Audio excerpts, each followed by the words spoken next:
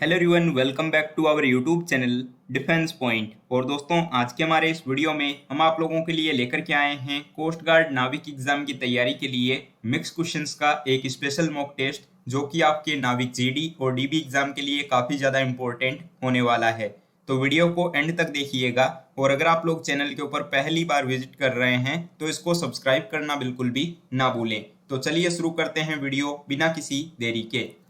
तो देखिए, पहला प्रश्न जो कि दिया गया है कि बंगाल में जो सामाजिक और धार्मिक सुधारों में अग्रणीय संस्था है आत्मीय सभा, इसकी जो शुरुआत है ये किसने की थी। काफी इंपॉर्टेंट क्वेश्चन हो जाता है।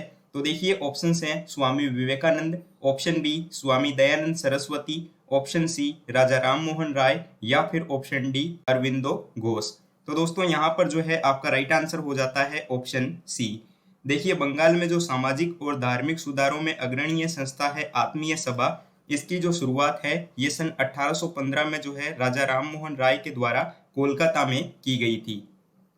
अब देखिए क्वेश्चन नंबर 2। यहाँ पे क्वेश्चन है आपके पास में कि निम्नलिखित में से जो है किस परत को बेरी स्फीयर कहा जाता है। तो आपके पास में यहाँ पर ऑप्शंस हैं पृथ्वी की सबसे आंतरिक परत, ऑप्शन बी पृथ्वी की मध्यवर्ती परत, ऑप्शन सी पृथ्वी की सबसे ऊपरी परत, या फिर ऑप्शन डी वायुमंडल का सबसे निचला भाग जहां पर मौसम परिवर्तन होता है।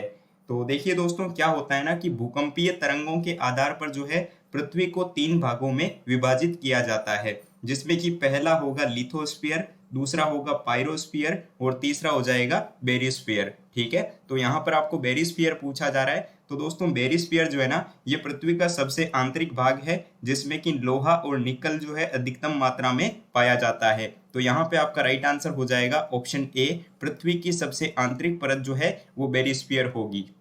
अब बढ़ते हैं अगले सवाल की तरफ। तो देखिए क्वेश्चन नंबर 3, और यहाँ पे आपके पास में दोस्तों क्वेश्चन है कि सरल आवर्त गति करने वाले किसी कण की जो स्थितिज ऊर्जा U जो है ना ये क्या होगी जब K एक स्थिरांक हो और X जो है ये एक विस्थापन हो।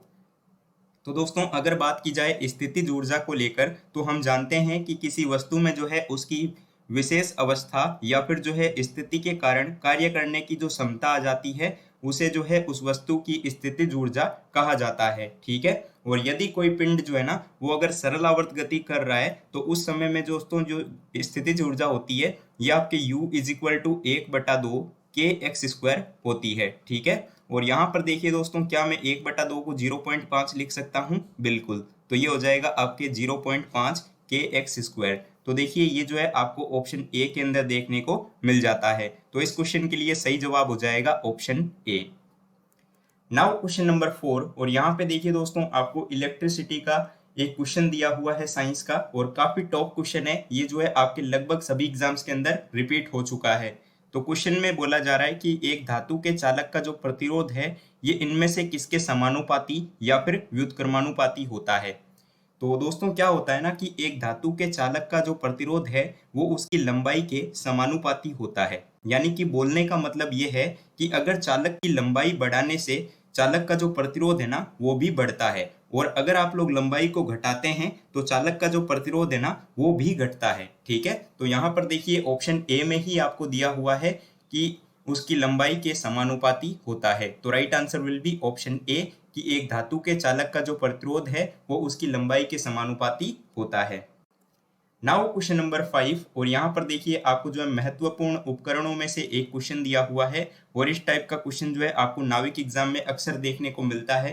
तो क्वेश्चन में बोला जा रहा है कि पनडुब्बियों में जो है निम्नलिखित में से कौन सा उपकरण समुद्र तल के ऊपर की वस्तुओं को देखने के लिए प्रयोग में लिया जाता है। तो आपके पास में यहाँ पर ऑप्शंस हैं पायरेलियोमीटर, पेरिस्कोप, हिप्सोमीटर, या फिर ओंडोमीटर। तो यहाँ पे दोस्तों इसका राइट आंसर हो जाएगा ऑप्शन बी पेरिस्कोप। देखिए, पेरिस्कोप जो है ना ये एक प्रकाशिक यंत्र है जिसकी सहायता से जो है दर्शक जो होता है ना वो छिपा रह करके भी जो है अपने चारों ओर के आसपास के वातावरण को देख सकता है। ठीक है, और दोस्तों इसका जो उपयोग है ये पनडुब्बी में, इसके अलावा जो आपके मिलिट्री टैंक होते हैं उसके अंदर, और तोप खाने में जो तोपची होता है वो लोग जो है इसका विशेष तौर पे उपयोग करते हैं। ठीक है, तो right answer will be option B. इसके अलावा देखिए दोस्तों बाकी ऑप्शंस, जिसमें कि आपको ऑप्शन ए में पायरेलियोमीटर दिया हुआ है। तो दोस्तों ये जो पायरेलियोमीटर है ना ये सूर्य के विकिरण को मापने वाला यंत्र होता है। ठीक है, और ये जो हिप्सोमीटर है, तो दोस्तों हिप्सोमीटर जो है ना, ये जल के क्वथनांक को मापने वाला यंत्र होता है। तो इनके बारे में भी जो है आपको ध्यान में रखना है। अब देखिए प्रश्न संख्या 6, और यहाँ पे आपको क्वेश्चन दिया हुआ है कि निम्नलिखित में से जो है किसको किसी तत्व के उस सूक्ष्म कण के रूप में परिभाषित कर सकते हैं जो कि स्वतंत्र रूप से अस्तित्व में रह सकता हो।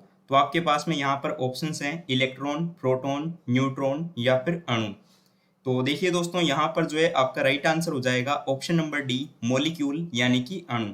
देखिए अणु जो है ना, पदार्थ का वो छोटा कण है जो कि प्रकृति में स्वतंत्र अवस्था में पाया जाता है, लेकिन रासायनिक प्रतिक्रिया में भाग नहीं ले सकता है। ठीक है, तो अणु जो है ना, ये दो या दो से अधिक परमाणुओं से मिल करके बनता है। देखिए क्वेश्चन नंबर 7, और यहाँ पे दोस्तों आपको जो है ग्रामेटिकल एरर का एक क्वेश्चन दिया हुआ है, यानी कि दोस्तों आपको जो है सेंटेंस के अंदर एरर फाइंड करना है। तो आपके पास में सेंटेंस है कि different coloured natural foods not only put a smile on children's faces and also benefit their overall growth. तो दोस्तों इस सेंटेंस में आपको बताना है कि कहाँ पर इसमें गलती है। तो दोस्तों इसमें जो है ना, ये आपके एंड ऑल्सो बेनिफिट जो आया है ना यहाँ पर इस सेंटेंस में, इसकी जगह पर दोस्तों आपके हो जाएगा बट ऑल्सो बेनिफिट। ठीक है, यानी कि दोस्तों एंड की जगह पर जो है यहाँ पर बट को यूज में लिया जाएगा। अब आप पूछोगे ऐसा क्यों, तो देखिए क्या होता है दोस्तों कि जो को रिलेटिव कंजंक्शन नॉट ओनली यहाँ पर ये जो आया है ना, ठीक है, इसके साथ में जो है दोस्तों बट ऑल्सो को यूज में लिया जाता है। तो याद रखेंगे कि को रिलेटिव कंजंक्शन नॉट ओनली के साथ में जो है बट ऑल्सो आता है, इसीलिए जो है यहाँ पर एंड ऑल्सो की जगह पे हो जाएगा बट ऑल्सो बेनिफिट। ठीक है, फिर देखिए करेक्ट सेंटेंस क्या होगा कि different coloured natural foods not only put a smile on children's faces but also benefit their overall growth. Now question number 8, और यहाँ पे देखिए दोस्तों फिलर्स का एक क्वेश्चन आपको दिया हुआ है और आपको बताना है कि सेंटेंस के सेंस के अकॉर्डिंग जो है कौन सा फिल इन द ब्लैंक का ऑप्शन यहाँ पे राइट होगा। तो देखिए आपके पास सेंटेंस है कि the craze for taking selfies has only increased dash with our own image. तो अब देखिए यहाँ पर चार ऑप्शंस हैं, एक्सप्रेशन, पोजेशन, ऑब्सेशन या फिर इम्प्रेशन। तो देखिए दोस्तों अगर इन ऑप्शंस को देखा जाए और इनके मीनिंग को समझा जाए तो सेंटेंस के सेंस के अकॉर्डिंग जो है यहाँ पर ऑप्शन सी बिल्कुल सही हो जाएगा, ऑब्सेशन। क्योंकि दोस्तों ऑब्सेशन का हिंदी मीनिंग होता है एक तरीके से किसी चीज की सनक होना, या फिर जो है आप बोल सकते हैं किसी चीज का जुनून होना। ठीक है, तो इनका हिंदी मीनिंग में मैंने यहाँ पर लिख दिया है। तो यहाँ पर जो है आपका सेंटेंस में से फिल इन द ब्लैंक में जो है ऑब्सेशन आ जाएगा, जिसका मतलब होगा सनक या फिर जुनून। बाकी ऑप्शंस को लेकर बात करें तो देखिए दोस्तों एक्सप्रेशंस का मतलब आपको पता ही होगा कि अभिव्यक्ति होता है। ठीक है, पोजेशन यानी कि क्या होता है, तो दोस्तों पोजेशन यानी कि होता है एक तरीके से अधिकार। ठीक है, और ये जो इम्प्रेशन वर्ड आया है, तो इम्प्रेशन का तो आप सभी को पता होगा, इम्प्रेशन यानी कि होता है प्रभाव जमाना। ठीक है, यानी कि अपना इम्प्रेशन डालना। ठीक है, नाउ क्वेश्चन नंबर 9, और यहाँ पर देखिए इस क्वेश्चन में जो है आपको दोस्तों एक ईडियम दिया हुआ है और इस ईडियम से मिलता जुलता मीनिंग यानी कि मोस्ट अप्रोप्रिएट मीनिंग जो है आपको चेक करना है इन ऑप्शंस में से। तो आपके पास में यहाँ पर ईडियम है once in a blue moon. ये देखिए काफी इंपॉर्टेंट ईडियम हो जाता है और एसएससी एग्जाम में काफी बार देखा गया है। इसके अलावा जो ऑफिसर लेवल के डिफेंस एग्जाम्स होते हैं उनमें भी काफी बार ये आया हुआ है। तो once in a blue moon दोस्तों इसका मतलब हो जाता है ईद का चांद होना। ठीक है, क्या मतलब होता है दोस्तों, तो इसका मतलब होता है ईद का चांद होना। ठीक है, यानी कि कभी कभार दिखना। ठीक है, ईद का चांद होना। अब देखिए चार ऑप्शंस यहाँ पर आपके पास में है, तो इनमें से जो है आपका राइट आंसर हो जाएगा option B, rarely and infrequently. तो दोस्तों इसका भी मतलब हो जाएगा कि कभी कभार। ठीक है, तो यहाँ पर जो है once in a blue moon यानी कि ईद का चांद होना, जिसके लिए मोस्ट अप्रोप्रिएट मीनिंग होगा rarely and frequently. Now question number 10, और यहाँ पे देखिए दोस्तों आपको जो है वन वर्ड सब्स्टिट्यूशन का एक क्वेश्चन दिया हुआ है और आपको ये जो ग्रुप ऑफ वर्ड आया है नीचे कि something which can not be understood, इसके लिए जो है वन वर्ड सिलेक्ट करना है। तो दोस्तों अगर इन ऑप्शंस को देखा जाए तो यहाँ पे आपका राइट आंसर हो जाएगा ऑप्शन बी, इनकॉम्प्रीहेंसिबल। ठीक है, क्योंकि दोस्तों ये जो आपको दिया हुआ है ना कि something which can not be understood यानी कि जिसे समझा ना जा सके, तो उसे कहा जाता है इनकॉम्प्रीहेंसिबल, जिसका मतलब हो जाता है समझ से बाहर होना। ठीक है, चलिए अब देखिए अगला सवाल। तो यहाँ पे क्वेश्चन नंबर 11 में भी जो है आपको वन वर्ड सब्स्टिट्यूशन का ही क्वेश्चन दिया हुआ है और आपके पास में यहाँ पर ग्रुप ऑफ वर्ड है कि ए बॉक्स और केज फॉर रेबिट्स और स्मॉल एनिमल्स आर कॉल्ड। ठीक है, तो दोस्तों एक ऐसा बॉक्स जिसमें कि आपके रेबिट्स और स्मॉल एनिमल्स को रखा जाता हो उसे क्या कहा जाता है। तो यहाँ पर देखिए आपको जो ऑप्शंस दिए हुए हैं इसमें जो है आपका राइट आंसर हो जाएगा ऑप्शन बी हच, क्योंकि दोस्तों हच का मतलब होता है एक तरीके से पिंजरा। ठीक है, और आपको पता है कि जो रेबिट्स होते हैं और जो छोटे एनिमल होते हैं इनको जो है पिंजरे में रखा जाता है। ठीक है, चलिए आइए बढ़ते हैं अगले सवाल की तरफ। तो अब देखिए प्रश्न संख्या 12, और यहाँ पर दोस्तों आपको जो है रीजनिंग के कोडिंग डिकोडिंग का एक क्वेश्चन दिया हुआ है, और इस टाइप का क्वेश्चन जो है प्रीवियस ईयर में भी आया हुआ है तो और भी इम्पोर्टेंट हो जाता है, ध्यान से समझिएगा। तो इसमें बोला जा रहा है कि किसी कूट भाषा में यदि विक्ट्री वर्ड को जो है कुछ इस तरीके से लिखा जाता हो तो उसी कूट भाषा में ये जो ट्रेटर वर्ड है इसको किस तरीके से लिखा जाएगा। तो सबसे पहले मैं यहाँ पर जो है क्वेश्चन के अकॉर्डिंग विक्ट्री वर्ड को नोट कर लूंगा। तो दोस्तों आप लोग यहाँ पर देख सकते हैं कि मैंने क्वेश्चन के अकॉर्डिंग विक्ट्री वर्ड को अरेंज करके लिख लिया है। अब इसमें देखा जाए कि यहाँ पर क्या हो रहा है, तो देखिए दोस्तों विक्ट्री वर्ड के अंदर जो है ना टोटल आपको 7 लेटर्स देखने को मिलते हैं, जिसमें कि अगर आप लोग देखें कि ये जो शुरू के 3 लेटर्स हैं VIC, इनको देखिए आपस में जो है यहाँ पर क्रॉस करके लिखा गया है V और C को, और I को जो है एज इट इज यहाँ पर लिख दिया गया है। ठीक इसी तरीके से दोस्तों जो लास्ट के 3 लेटर हैं ORY, इसमें भी देखिए Y को आपस में क्रॉस किया गया है और O को भी क्रॉस करके लिखा जा रहा है, और R को जो है यहाँ पर एज इट इज लिखा गया है। अब देखिए यहाँ पर एक बीच में वर्ड बच चुका है यहाँ पर T, और T के लिए देखिए दोस्तों यहाँ पर T से S लिखा जा रहा है ना, यानी कि यहाँ पे माइनस का 1 हुआ है, क्योंकि हम जानते हैं कि अल्फाबेट में T 20 पे आता है और S जो है 19 नंबर पे आता है, यानी यहाँ पे माइनस का 1 हुआ है। तो ठीक इसी तरीके से आपको ट्रेटर वर्ड के अंदर करना है। तो देखिए दोस्तों सबसे पहले तो जो बीच वाला लेटर है इससे आपको माइनस का 1 कर देना है, तो यहाँ पर आपको मिल जाएगा H, क्योंकि देखिए दोस्तों I जो है ये 9 नंबर पे आता है और H आता है 8 नंबर पे। और अब देखिए जो शुरू के 3 लेटर्स हैं TRA, तो इसमें जो है हम इनको क्रॉस करके लिखेंगे, और जो लास्ट के 3 लेटर्स हैं इनको भी दोस्तों हम जो है यहाँ पर क्रॉस करके लिखेंगे। ठीक है, तो अब देखिए आंसर जो है ना ये आपके पास में आ चुका है, और आंसर यहाँ पे क्या हो जाएगा ARTHROT, जो कि आपको यहाँ पर जो है ऑप्शन सी के अंदर देखने को मिल रहा है। तो right answer will be option C. अब देखिए दोस्तों अगला प्रश्न, जो कि आपको यहाँ पे सीरीज यानी कि श्रृंखला परीक्षण का क्वेश्चन दिया गया है, और इसमें बोला जा रहा है कि नीचे दिए गए विकल्पों में से उस संख्या को चुनिए जो कि निम्नलिखित श्रृंखला में जो है प्रश्नवाचक चिन्ह के स्थान पर आएगी। तो आपको बताना है कि यहाँ पर ये जो नंबर्स दिए हुए हैं इसमें ये जो क्वेश्चन मार्क है इसकी जगह पर ऑप्शंस में से कौन सा नंबर आएगा। तो अगर यहाँ पर देखा जाए कि इस सीरीज में क्या हो रहा है, तो ये सीरीज देखिए 105 से 106 की ओर जा रही है, यानी कि यहाँ पर डिफरेंस है 1 का। ठीक है, उसी तरीके से देखिए 106 से 114, यानी कि यहाँ पर दोस्तों डिफरेंस है 8 का।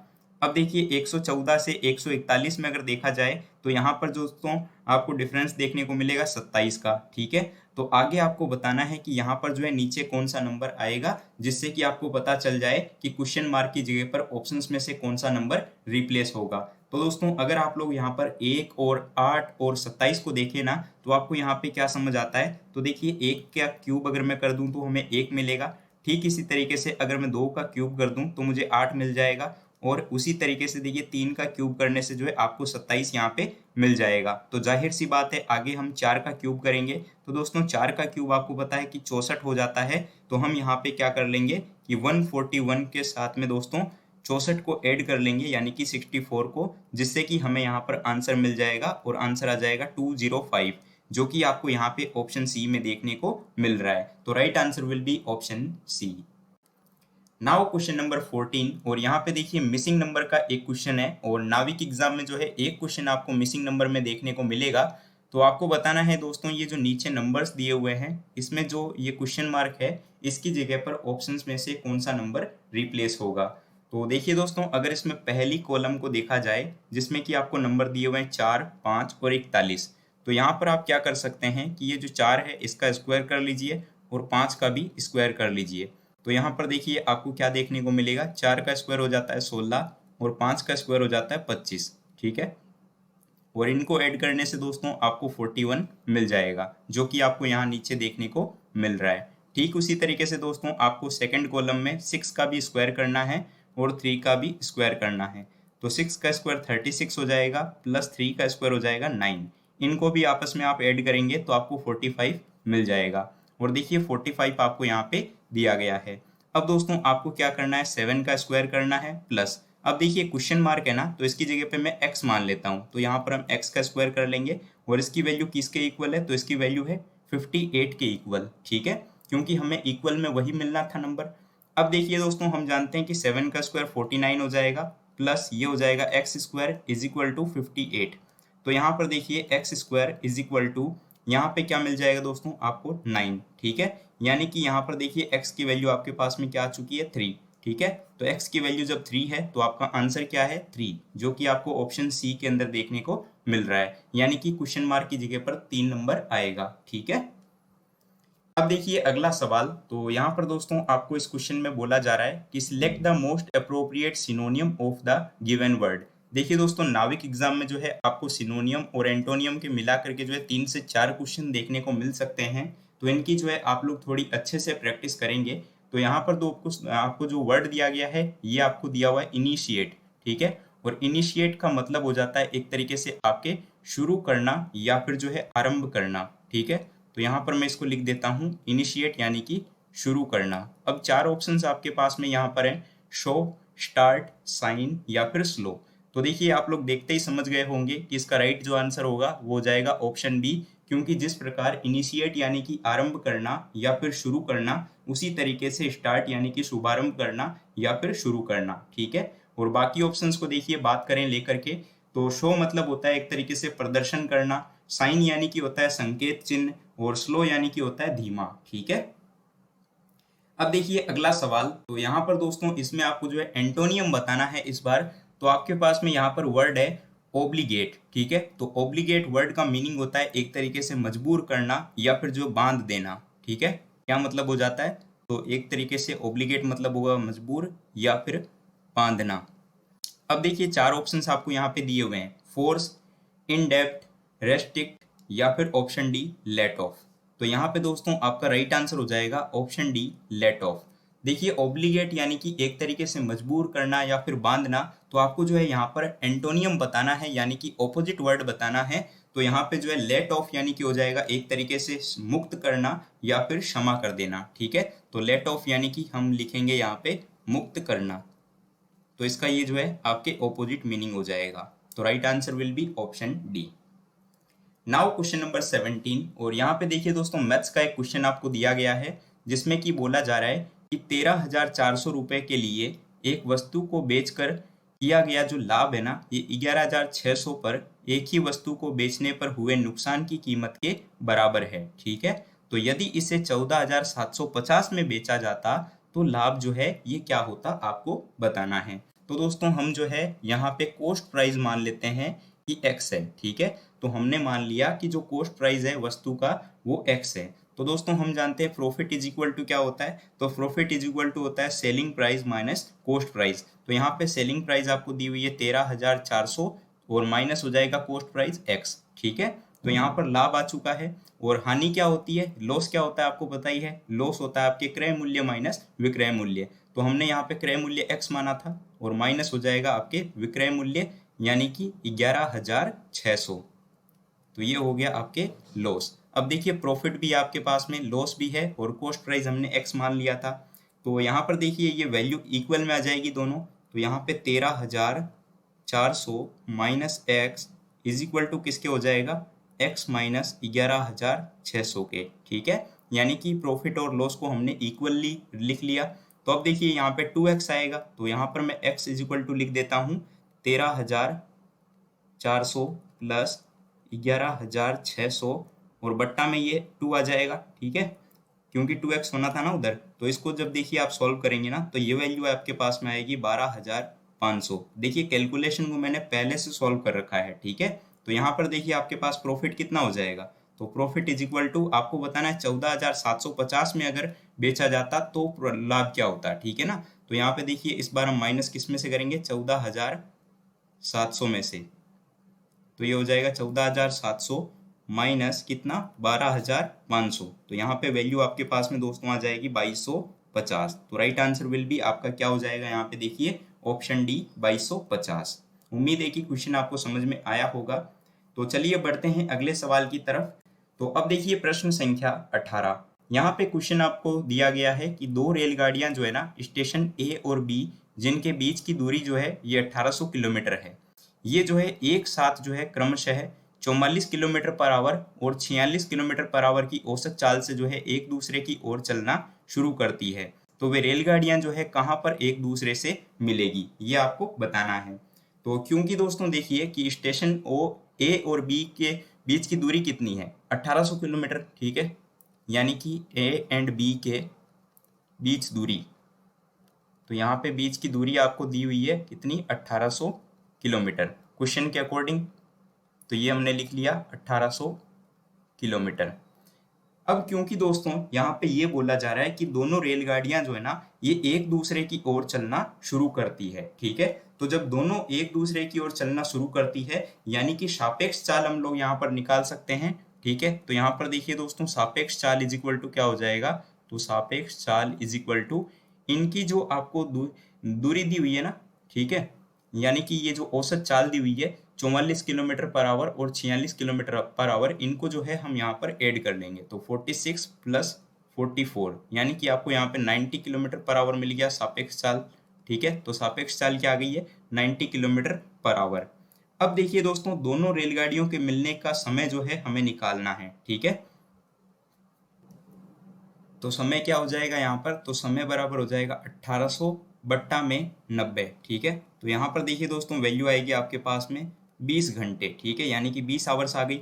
अब देखिए जब आपके पास में दोनों रेलगाड़ियों के बीच का समय आ गया मिलने का कि 20 घंटे है, तो इसलिए जो है स्टेशन ए से जो है रेलगाड़ी द्वारा चली गई दूरी हम निकाल सकते हैं, ठीक है।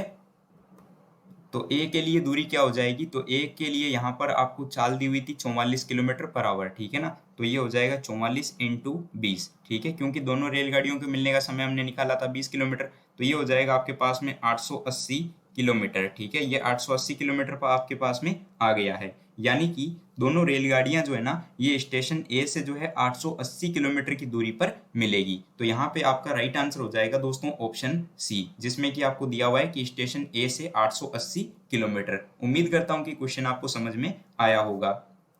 अब देखिए क्वेश्चन नंबर 19, और यहाँ पे दोस्तों इस क्वेश्चन में बोला जा रहा है कि यदि सन को जो है कुछ इस तरीके से लिखा जाता हो और टॉप को जो है कुछ इस टाइप से लिखा जाता हो, तो आपको बताना है कि FUR को जो है किस तरीके से लिखा जाएगा।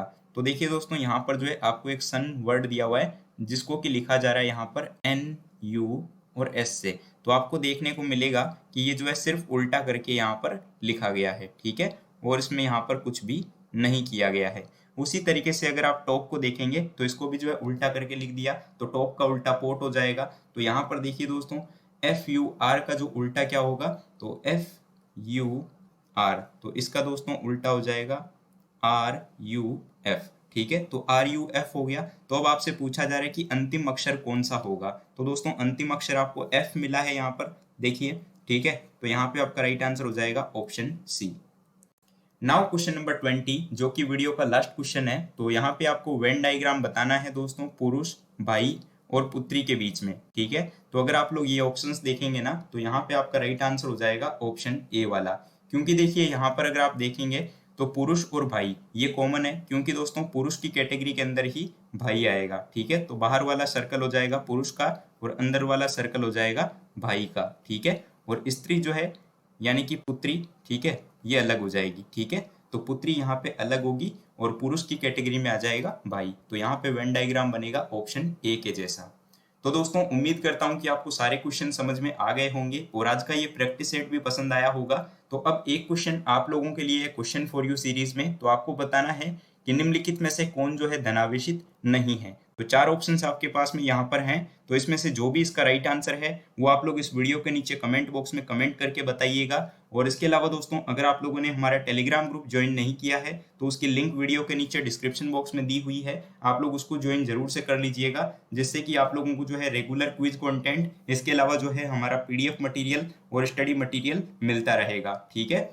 तो अगर वीडियो पसंद आया हो तो दोस्तों इस वीडियो को लाइक करिएगा, अगर आप लोग चैनल पर नए हो तो इसको सब्सक्राइब करिएगा और अपने दोस्तों के साथ में शेयर करना बिल्कुल भी मत भूलिएगा।